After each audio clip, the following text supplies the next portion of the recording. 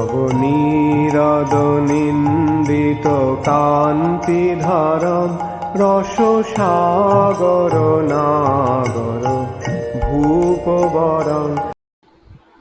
हरे कृष्णा, दंडवत प्रणाम। हम लोग श्रीमद् भागवतम के पहले स्कंद में हैं, 12वें अध्याय में। आज हम लोग श्लोक संख्या 25 से कंटिन्यू करेंगे। आज हम लोग श्लोक संख्या 25 से 30 तक करेंगे। श्लोक संख्या 25। धृत्या बलि समाकृष्णे धृत्या प्ररदा इव सद्ग्रह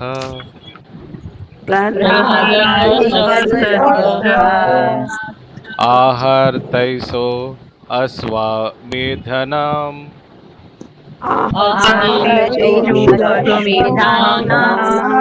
वृद्धानां वरुपाशकः।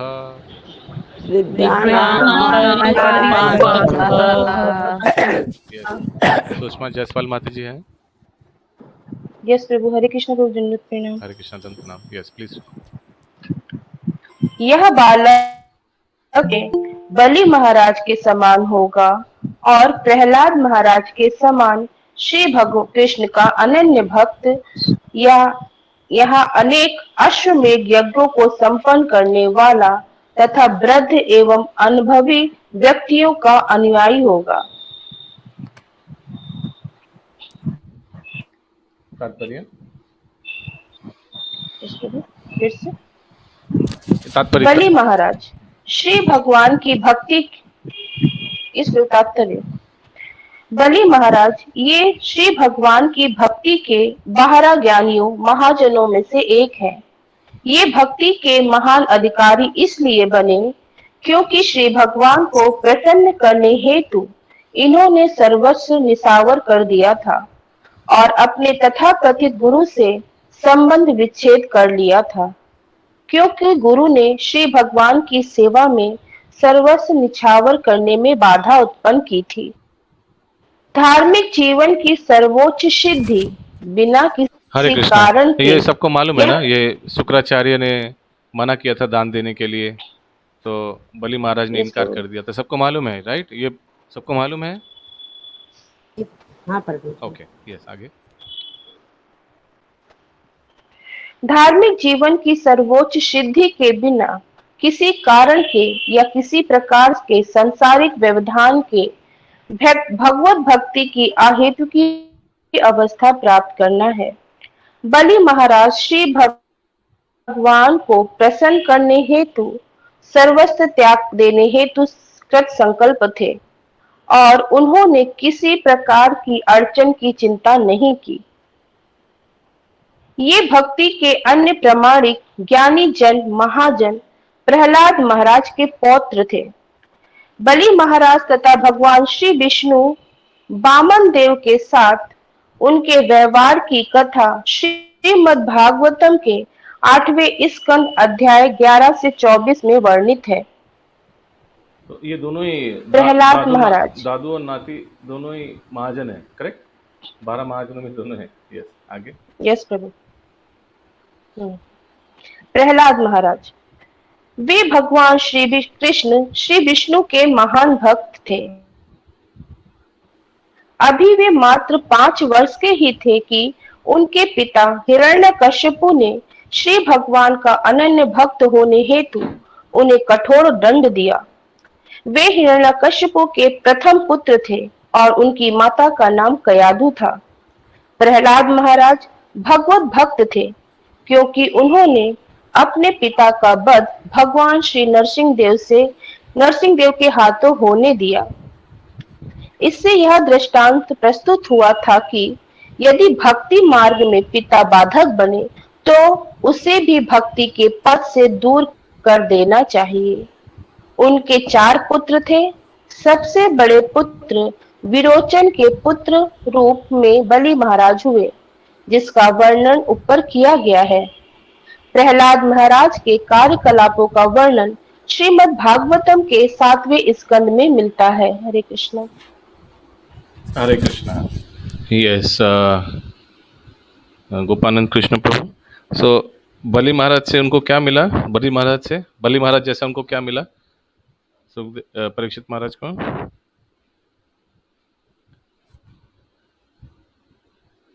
धन्य प्रभु। क्या पेशेंस, धैर्य। और अंजलि सॉरी गायत्री शाह माता जी, प्रहलाद महाराज जैसा उनको क्या मिला? कौरवी माता जी, प्रहलाद महाराज मतलब उनकी पेलन। आशीष गुप्ता प्रभु, अशोक मिश्रा प्रभु।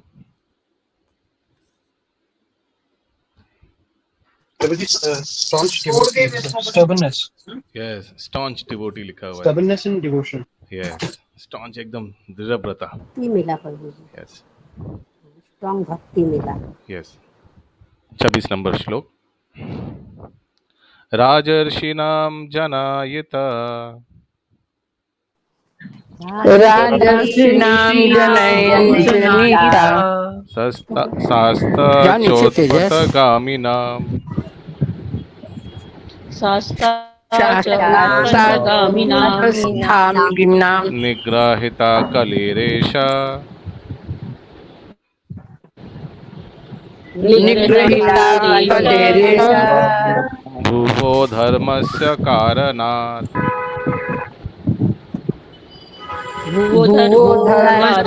कारणात् यह बालक ऋषि तुल्य राजाओं का पिता होगा।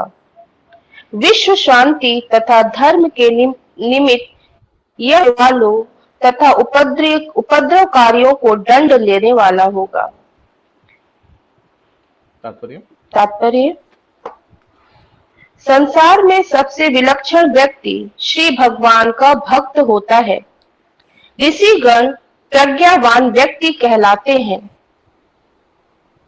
और ज्ञान की विविध शाखाओं के लिए भिन्न भिन्न प्रकार के प्रज्ञावान व्यक्ति होते हैं। अतएव जब तक राजा या किसी राज्य का अध्यक्ष सबसे बुद्धिमान व्यक्ति नहीं होता, तब तक वह राज्य के सभी प्रकार के बुद्धिमान व्यक्तियों को वश में नहीं रख सकता। महाराज युधिष्ठिर के कुल की राजसी परंपरा से समस्त राजा बिना किसी अपवाद के अपने काल के सर्वाधिक विलक्षण व्यक्ति थे और ऐसी भविष्यवाणी महाराज परीक्षित तथा उनके होने वाले पुत्र महाराज में की जा रही थी। ऐसे प्रज्ञावान राजा ही मर्यादा तोड़ने वालों को दंड देने वाले तथा कलिक अर्थात या झगड़ालू तत्वों के विच्छेदक बन सकते हैं। जैसा कि अगले अध्यायों से स्पष्ट हो जाएगा, महाराज परीक्षित मूर्तिमंत कली का वध करना चाहते थे, क्योंकि वह शांति तथा धर्म के प्रतीक गाय को मारने का प्रयत्न कर रहा था। कली के लक्षण हैं: नंबर 1 सुरा, 2 स्त्रियां, 3 धृत कीड़ा तथा 4 पशु बदघर। समस्त राज्यों के बुद्धिमान शासकों को महाराज परीक्षित से शिक्षा ग्रहण करनी चाहिए कि किस प्रकार उन मर्यादा भंग करने वालों का तथा उपद्रव करने वालों का दमन करके शांति तथा नैतिकता स्थिर रखी जाती है। सुरा, सुंदरी, द्रुत कीड़ा तथा नियमित रूप से चलाए जा रहे पशु बध केंद्रों से मिलने वाले मांस का सेवन करते हैं। इस कलयुग के कलह उत्पन्न करने वाले इन विभिन्न विभागों को गतिमान रखने हेतु अनुज्ञा दिए जाते हैं, जो ऐसे राज्य में शांति तथा नैतिकता की आशा किस प्रकार से की जा सकती है। अतएव राजनेताओं को श्री भगवान की भक्ति द्वारा अनुशासन को भंग करने वालों को दंड देकर तथा कलह के लक्षणों का उन्मूलन करके समझदार बनने की सिद्धांतों का पालन करना चाहिए। यदि हम प्रज्वलित अग्नि चाहते हैं तो सूखे ईंधन का प्रयोग करना पड़ेगा, क्योंकि प्रज्वलित अग्नि तथा गीले ईंधन का मेल नहीं होता। शांति तथा नैतिकता वही है जहां महाराज परीक्षित तथा उनके अनुयायियों के सिद्धांतों का पालन होता हो। हरे कृष्ण। हरे कृष्णा। किसी का कोई प्रश्न है?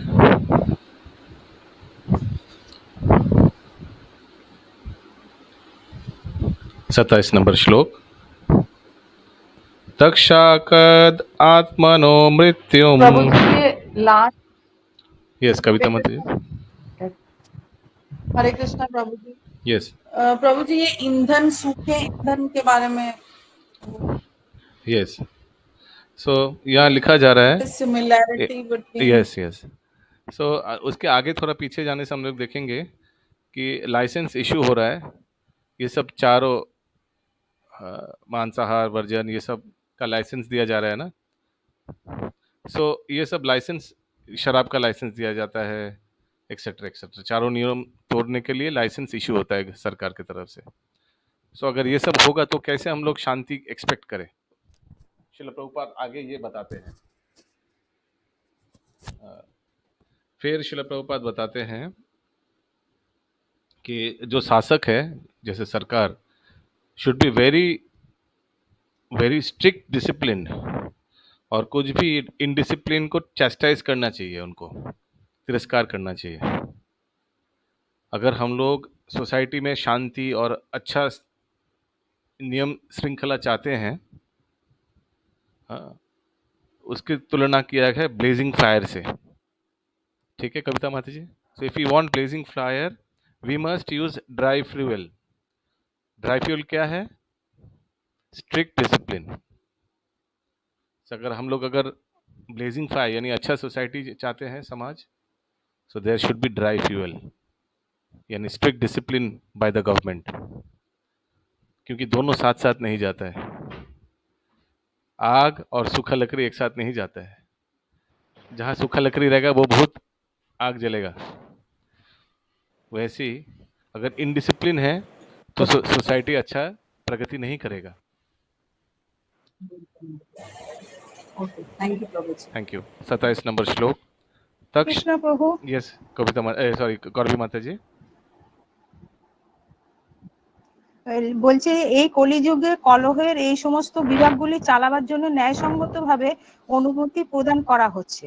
হ্যাঁ হ্যাঁ, মানে মানে এই চারটে জিনিস মানে অবৈধ সঙ্গ, মাংসাহার, দ্রুতক্রিয়া, এগুলো লাইসেন্স দেওয়া হয় না। হ্যাঁ, তো কে লাইসেন্স দেয়? যাকে এগুলো একদম দূর করে, যেগুলো যেই অথরিটিকে এইসব জিনিস একদম দূর দূর করে ফেলে দেওয়া উচিত সোসাইটিকে থেকে, সেই অথরিটি মানে সরকার সে লাইসেন্স দিচ্ছে করো, কিন্তু একটু অল্প করো, রেগুলেটেড, হ্যাঁ বেশি করো না, অল্প অল্প করো। তো আচ্ছা ওটাই বলা হচ্ছে। আচ্ছা আচ্ছা 27 নম্বর শ্লোক। তক্ষাকাদাত্মনো মৃত্যুম ঠিক আছে প্রভু। হরে কৃষ্ণ। तच्चक्रादात्मनो मृत्युम् द्विजा पुत्रोपसार्जितत्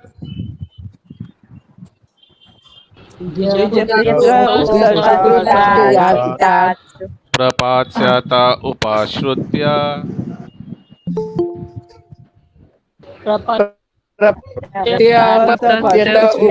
मुक्तसंग पदम हरे।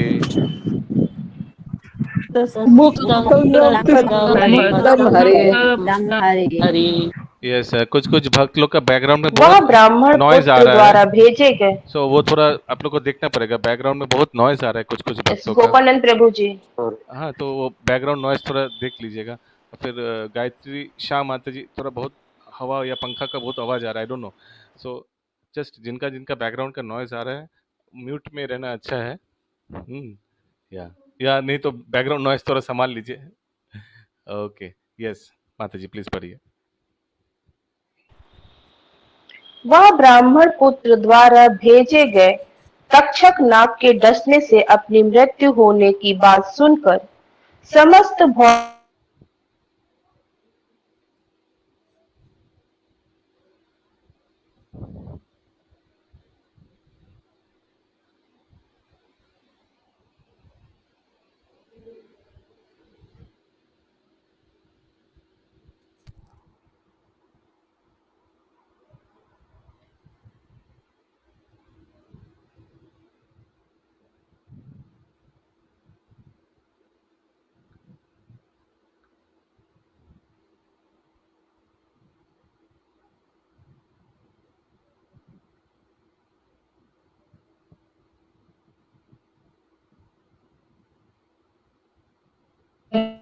यह परिपक्व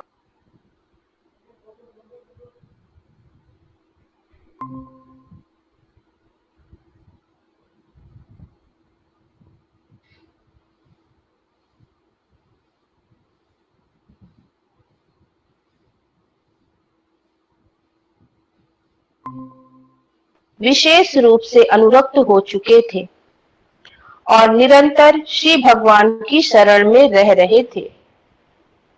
ब्राह्मण पुत्र द्वारा दिए गए श्राप के 7 दिन के अंदर ही अपनी मृत्यु की तथाकथित चेतावनी उनके लिए वरदान थी, क्योंकि इससे वे भगवत धाम वापस जाने की तैयारी कर सकते थे।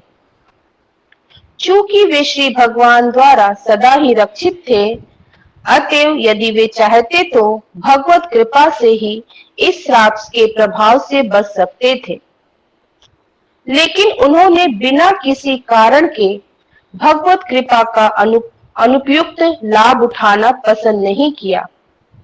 प्रयुक्त उन्होंने इस हानि के व्यवसाय का सर्वोत्तम लाभ उठाया। उन्होंने निरंतर 7 दिनों तक उपयुक्त पात्र से श्रीमद् भागवतम का श्रवण किया और इस प्रकार वे श्री भगवान के चरण कमलों का आश्रय प्राप्त कर सके। हरे कृष्ण। हरी बोल हरी बोल। देखिए मौके पे चौका मारा। हम लोग होता तो क्या करते भगवान जाने। यस, किसी का कोई प्रश्न है? बोलते बचा लीजिए भगवान हम लोग हमको। जैसे हम लोग जैसे तक्षकनाथ भौतिक से लोग अपना प्राण तक्षकनाथ की से रक्षा बचा लीजिए। करवाते हैं। हाँ, अपने प्राण की रक्षा करने के लिए भगवान से प्रार्थना करते हैं। भौतिक लोग है ना प्रभु जी, Yes. इसीलिए। और वो एक शुद्ध भक्त थे। किसी का कोई प्रश्न है? 28 नंबर श्लोक। जिज्ञासी तत्म यथार्थो जिज्ञासित आत्मयथार्थो मुनेर्व्यासा सुतद असौ मुनिर्व्यासादसादसौ हित्वेदाम नृप गंगायाम हित्वा इदं गंगायां यश्यति अद्ध कुतोभयम् यास्यति अद्धा अकुतो भयम्।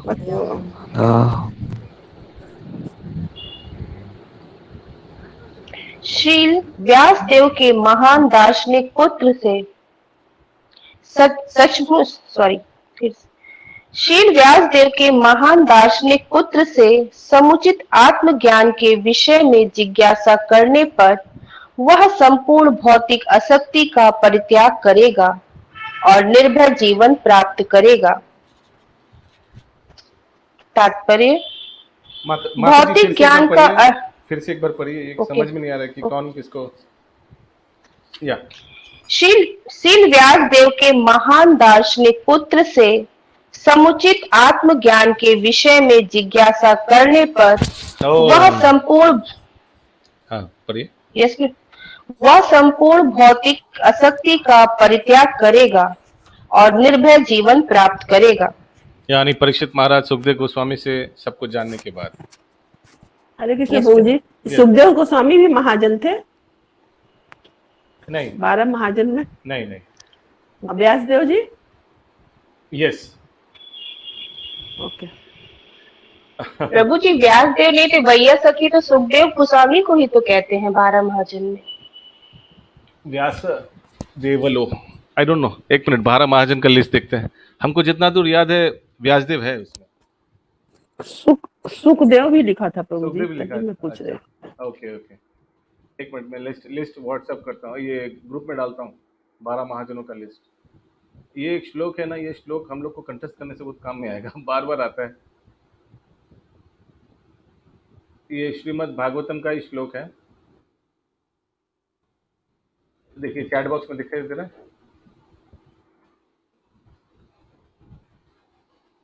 स्वयंभू नारदाशंभु कुमारो कपिलो मुना प्रहलादो जनको भीष्मो बलिर व्यासकीर। हाँ, व्यासकीर वयम। व्यासकीर कौन है? सुखदेव गोस्वामी। सुखदेव गोस्वामी, यस। पिता का नाम नहीं है। क्योंकि Sukhdev Goswami of course was an much advanced devotee than Vyasdev. Yes, आगे। तात्पर्य। भौतिक ज्ञान का अर्थ है आत्मज्ञान से अनभिज्ञता। दर्शन का अर्थ है वास्तविक आत्मज्ञान की खोज करना, अर्थात आत्म साक्षात्कार का ज्ञान। आत्म साक्षात्कार से रहित दर्शन सूक्ष्म चिंतन या समय तथा शक्ति का अपव्यय मात्र है। श्रीमद् भागवतम वास्तविक आत्मज्ञान देता है और श्रीमद् भागवतम सुनकर मनुष्य भौतिक आसक्ति से मुक्त होकर निर्भयता से साम्राज्य में प्रवेश कर सकता है। यह भौतिक जगत भयप्रद है। হরে কৃষ্ণ প্রভু। यस माता जी। প্রভু ওইখানটা ওই মানেটা একটু বুঝতে পারলাম না। জড়জ্ঞান মানে হচ্ছে ওই ওই ওই ওই লাইন থেকে একটু মানেটা বুঝিয়ে দিন না। জড়জ্ঞান মানে হচ্ছে নিজের স্বরূপ সম্বন্ধীয় জ্ঞান সম্বন্ধে অজ্ঞতা, দর্শন মানে হচ্ছে প্রকৃত আত্মজ্ঞানের অন্বেষণ অথবা আত্ম উপলব্ধির জ্ঞান। এইটা ঠিক বুঝতে পারলাম না। তো জড় জ্ঞান মানে নিজের ব্যাপারে, মানে ড্রাই স্পেকুলেশন। এখানে লেখা আছে জড়বিদ্যা মানে মানে म्यूट में आप प्रभु जी। ও সরি সরি, জড় জ্ঞান মানে হচ্ছে মানে যে জ্ঞানে ভগবানকে না জানা যায়, যে জ্ঞানে নিজের আত্মা উপলব্ধি হয় না। ঠিক আছে, জিনিসটাকে একটু ঘুরিয়ে লেখা আছে। আর ভগবত জ্ঞান আর বা আধ্যাত্মিক জ্ঞান হচ্ছে যেটা জেনে নিজের আত্মা উপলব্ধি হয়, সেলফ রিয়েলাইজেশন হয়, মানে ভগবত জ্ঞান। আমি কে, ভগবান কে, এবং আমি ভগবানের সঙ্গে আবার কিভাবে এই সম্পর্কটি পুনর্স্থাপন করব, সেটাই বলা হয়েছে। यस, आगे।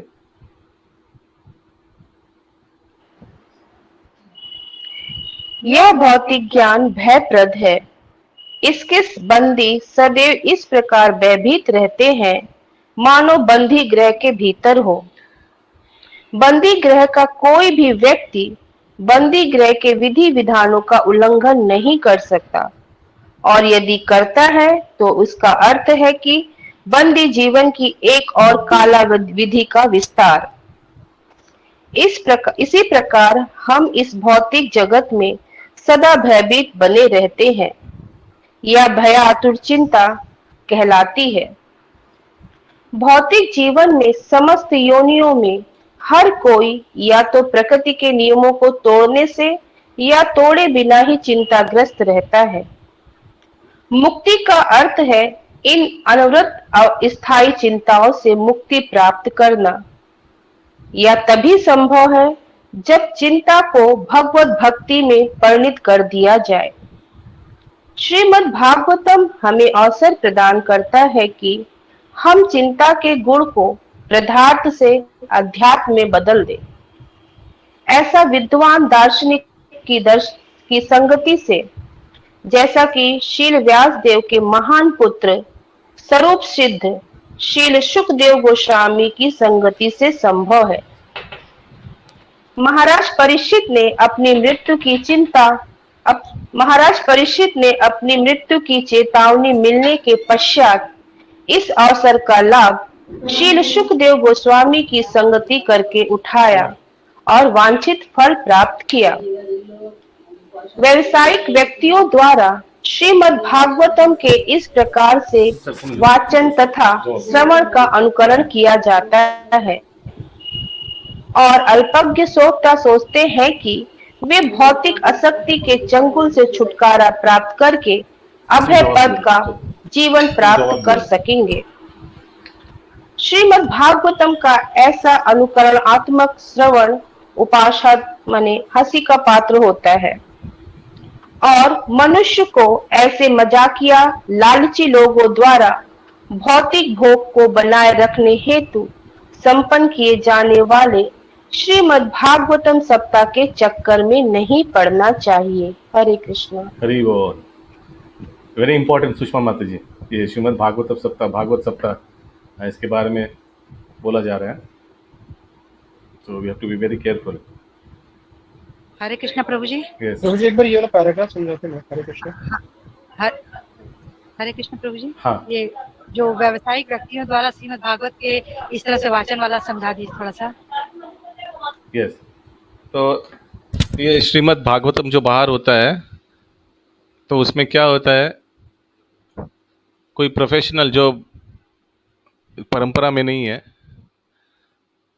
कथाकार, उसको पैसा दिया जाए, बहुत ज़्यादा पैसा लेता है। आप लोग को मालूम होगा मारवाड़ी समाज में बहुत बड़ा बड़ा बोली लगाया जाता है, ये भागवत मैंने 1 करोड़ का भागवत सप्ताह, मैंने 2 करोड़ का भागवत सप्ताह कराया, एक्सेट्रा एक्सेट्रा। और सब बाहर का व्यक्ति लोग, अपने रिश्तेदार, अपने सगे संबंधियों, पड़ोसी, सबको बुलाया जाता है, जिनको मालूम भी नहीं है कि भगवान कौन है, वो कौन है। और जो कथाकार है वो 10वां स्कंद का बारे में बोलता है, भगवान का सबसे गुह्य लीला के बारे में, और जो श्रोता है उसको कुछ भी मालूम नहीं, वैसे श्रोता है। तो पूरा मिसमैच है, और इसका फल भक्ति में प्रगति के दूर पाप ही पाप होता है, दोनों तरफ से, श्रोता और वक्ता दोनों तरफ से। और ये जो श्रोता है, कथाकार जो है, वो इसके लिए चार्ज भी करता है, पैसा भी लेता है, इसी से उसका जीवनी चलता है। तो पूरा चीज ही गड़बड़ है, पूरा पैकेज ही गड़बड़ है। ओके। हाँ प्रभु जी, पहले तो हम लोग इसमें इनमें इन्वॉल्व होते थे, सुने भी हैं इस तरह जा जाके बहुत बार, तो क्या हम लोग को दोष लगेगा? अज्ञान में भी दोष लगता है, ज्ञान में करने से भी दोष लगता है। अज्ञान में कम दोष लगता है, लेकिन भक्ति में आ गए सो जरूर वो सब खंडन हो जाएगा। तो इसलिए भागवत सप्ताह के लिए इतना लालायित नहीं होना चाहिए। श्रील प्रभुपाद, हम लोग कल या परसों शायद पढ़ रहे थे कि 7 दिन में कैसे भागवतम हो सकता है, बताए थे ना श्रील प्रभुपाद, 7 दिन में कैसे हो सकता है भागवतम, इतना डिटेल स्टडी है, इतना वास्ट हाँ, स्टडी पहले है। पता नहीं था प्रभु जी ये चीज। हाँ, जब नहीं, से नहीं, वो सबसे हुआ है, हम लोग से यहाँ सबसे हुआ है। समझ गए। हाँ, तो सुनने का बहुत ज्यादा था मन में कि भागवत सप्ताह हो रहा, सुनना है, तो इसीलिए थोड़ा सा ये था। तो 7 दिन में इतना वास्ट नहीं हो सकता है, 7 दिन में श्रीमद् भागवतम नहीं हो सकता है। उसी कथाकार क्या करता है, जो पेशादार कथाकार है, वो मनोरंजन करने के लिए जो चटपटा पाठ है भागवतम का, वो चटपटा वाला पार्ट ही बोलते रहता है, बाकी सब सुनाता नहीं है। ठीक है, क्योंकि उनको क्या चाहिए, उनको रेगुलर कस्टमर चाहिए। जो भागवत सप्ताह करा रहे हैं उनको वो CRM होता है ना आशीष प्रभु, कस्टमर रिलेशनशिप मैनेजमेंट, रिटेन करना है, वापस हमको बुलाएगा। ऐसे भागवत कथा कराएंगे, इतना मजा आएगा उनका परिवार वाले को कि हमको बार बार बुलाएगा। यस, आगे हो गया सुषमा माता जी ये वाला। यहाँ पर हमारे यहाँ यस बहुत प्रभु, हो होता है गया। प्रभु जी, हर जगह भागवत सप्ताह यज्ञ होता है, और सुनने के लिए इतनी भीड़ इकट्ठी होती है कि पांडाल पूरा भर जाता है। हम लोग को देखना है कि वो भागवत सप्ताह सुन के लोगों का हृदय परिवर्तन होता है, लोग क्या भगवत भक्ति में लग जाता है, हरे कृष्ण महामंत्र जप करता है, चारों नियम का पालन नहीं करता होता है, एकदम नहीं। फिर वो श्रमी एव है केवलम, 29 नंबर श्लोक, इति राज्य उपादिश्य उपादिश्य विप्रजातक कोविदः विप्रजातकोविदः लब्धा पाचितया सर्वे। सुषमा माता जी म्यूट कर दीजिए आप। लब्धा सर्वे रति जाग्मु स्वकं गृहान्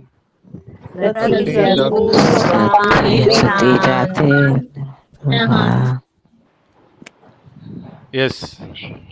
इस प्रकार जो व्यक्ति ज्योतिष ज्ञान में तथा जन्म उत्सव संपन्न कराने में पुट थे, उन्होंने इस बालक के भविष्य के विषय में राजा युधिष्ठिर को उपदेश दिया। फिर प्रचुर दक्षिणा प्राप्त करके वे अपने घर को लौट गए। तात्पर्य, वेद भौतिक तथा आध्यात्मिक दोनों ही प्रकार से ज्ञान के स्रोत हैं। किंतु ये ज्ञान का उद्देश्य आत्म साक्षात्कार की पूर्णता है। दूसरे शब्दों में सभ्य मनुष्यों के लिए वेद सभी प्रकार से मार्गदर्शक है। चूंकि मानव जीवन समस्त प्रकार के कष्टों से छुटकारा पाने का सुअवसर है, अतएव वेदों के ज्ञान द्वारा इसका समुचित ढंग से पथ प्रदर्शन होता है, चाहे वह भौतिक आवश्यकताएं हो या आध्यात्मिक मोक्ष। मनुष्य का ऐसा विशेष वर्ग जो वेदों के ज्ञान में समर्पित होकर लगा रहता था, विप्र अर्थात वैदिक ज्ञान का स्नातक कहलाता था। वेदों में ज्ञान की विभिन्न शाखाएं हैं, जिनमें से ज्योतिष तथा आयुर्वेद दो महत्वपूर्ण शाखाएं हैं, जो सामान्य जन के लिए आवश्यक है। अतएव बुद्धिमान मनुष्य, जिन्हें सामान्यतः ब्राह्मण कहा जाता है, वैदिक ज्ञान की विभिन्न शाखाओं में पारंगत होकर समाज का मार्गदर्शन करते थे। यहाँ तक कि ऐसे बुद्धिमान व्यक्ति धनुर्वेद में भी पारंगत होते थे और विप्रगण ज्ञान के इस अनुभाग के भी शिक्षक होते थे, यथा द्रोणाचार्य, कृपाचार्य इत्यादि। यहाँ पर वर्णित विप्र शब्द महत्वपूर्ण है। विप्रों तथा ब्राह्मणों में थोड़ा अंतर होता है। विप्रगण वे हैं जो कर्म कांड में दक्ष होते हैं, जो समाज का मार्गदर्शन करके जीवन की भौतिक आवश्यकताओं की पूर्ति करते थे, जबकि ब्राह्मण मनुष्य दिव्यता के आध्यात्मिक ज्ञान में पुट होते हैं। हरे कृष्ण प्रभु जी, ये द्रोणाचार्य और कृपाचार्य विप्रगण भी थे और ब्राह्मण भी? यस, दोनों। यहाँ लिखा जा रहा है, यहाँ क्या लिखा गया है? यहाँ तो विप्र लिखा हुआ है। यहाँ हाँ, ऐसे बुद्धिमान व्यक्ति धनुर्वेद में भी पारंगत थे और विप्रगण ज्ञान के इस अनुभाग के भी शिक्षक होते थे, जैसे द्रोणाचार्य और कृपाचार्य।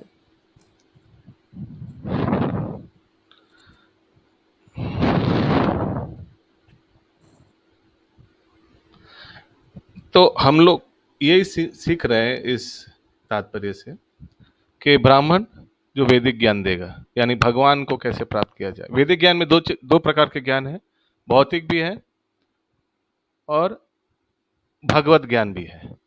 तो ब्राह्मण जो है वो भगवत ज्ञान देता है, विप्र जो भौतिक ज्ञान देता है। तो द्रोणाचार्य, कृपाचार्य, यहाँ लिखा है विप्र थे ना, यही लिखा है ना, क्योंकि द्रोणाचार्य धनुर्वेद मिलिट्री आर्ट और कृपाचार्य जो है ये उस स्कूल में जो जो धार्मिक अनुष्ठान होता था वो सब करते थे।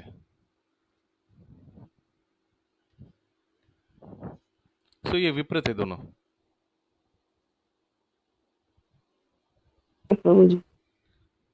ज्यादा कुछ डिटेल यहाँ दिया हुआ नहीं है इससे ज्यादा। यस, आगे। जबकि ब्राह्मण मनुष्य दिव्यता के आध्यात्मिक ज्ञान में पुट होते थे। ज्ञान का यह विभाग ज्ञान कांड कहलाता है और इससे भी ऊपर उपासना कांड होता है। उपासना कांड की सर्वोच्च परिणति भगवान श्री विष्णु की भक्ति में सेवा में होती है और जब ब्राह्मण सिद्धि प्राप्त कर लेता है तो वो वैष्णव कहलाते हैं। पूजा की विधियों में विष्णु पूजा सर्वोच्च विधि है। समुन्नत ब्राह्मण वैष्णव होते हैं जो श्री भगवान की दिव्य प्रेमा भक्ति में संलग्न रहते हैं। इस प्रकार श्रीमद् भागवतम जो भक्ति का विज्ञान है, वैष्णव को अत्यंत प्रिय है।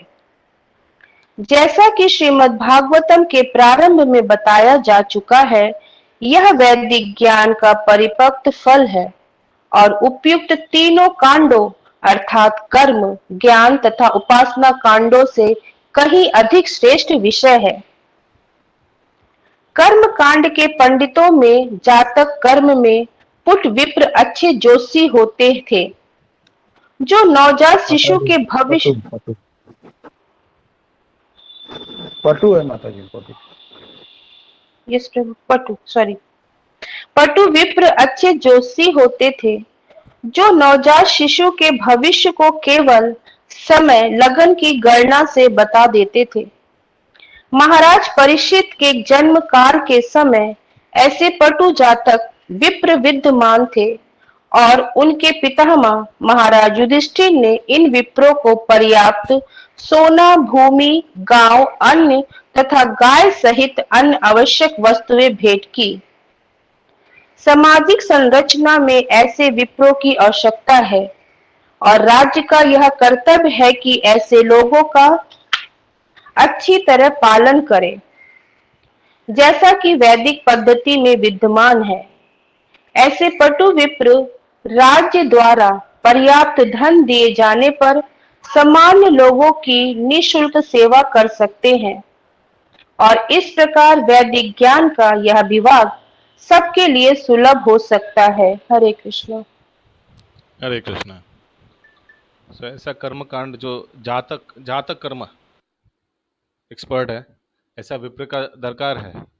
ऐसे एस्ट्रोलॉजर रहने से वर्णाश्रम का बहुत अच्छा से पालन होगा। कुष्टी जन्म की तिथि टाइमिंग देखकर बता देगा कि ये क्या होने वाला है बड़ा होकर। फिर वर्ण आश्रम में वर्ण में एटलीस्ट समझ में आएगा कि क्या चीज़ उनको ज़्यादा उनको क्या चीज़ सिखाना चाहिए, एक्सेट्रा एक्सेट्रा। ये ब्राह्मण गुण में ब्राह्मण होगा या शूद्र निकलेगा, वो थोड़ा हिंट मिलेगा पहले से ही। किसी का कोई प्रश्न है? 30 नंबर अंतिम श्लोक। स एकलोके विख्यात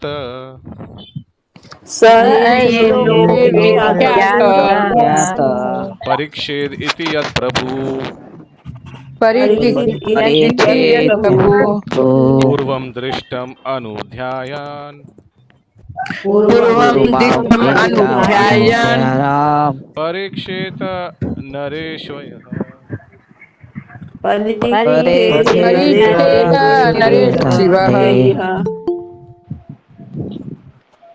इस प्रकार यह पुत्र संसार में परीक्षक नाम से विख्यात होगा, क्योंकि यह उन व्यक्तियों की अन्वेषण करने हेतु समस्त मनुष्यों का परीक्षण करेगा जिन्हें इसने अपने जन्म के पूर्व देखा है। इस प्रकार यह निरंतर उनका श्री भगवान का चिंतन करता रहेगा। तात्पर्य: महाराज परीक्षित भाग्यशाली थे, क्योंकि माता के गर्भ में रहते हुए ही उन पर श्री भगवान की छाप पड़ चुकी थी। अतः वे निरंतर श्री भगवान का चिंतन किया करते थे। एक बार यदि श्री भगवान के दिव्य रूप की छाप किसी के मन में स्थित हो जाए तो वह श्री भगवान को भुलाए नहीं भूल सकता। बालक परीक्षित गर्भ से बाहर आने के पश्चात प्रत्येक व्यक्ति की परीक्षा यह देखने हेतु करता रहता था कि कहीं यह वही व्यक्ति तो नहीं जिसे उसने गर्भ में सर्वप्रथम देखा था। लेकिन श्री भगवान के समान या उनसे बढ़कर आकर्षण कोई नहीं हो सकता। अतएव वह बालक किसी को स्वीकार नहीं कर सका।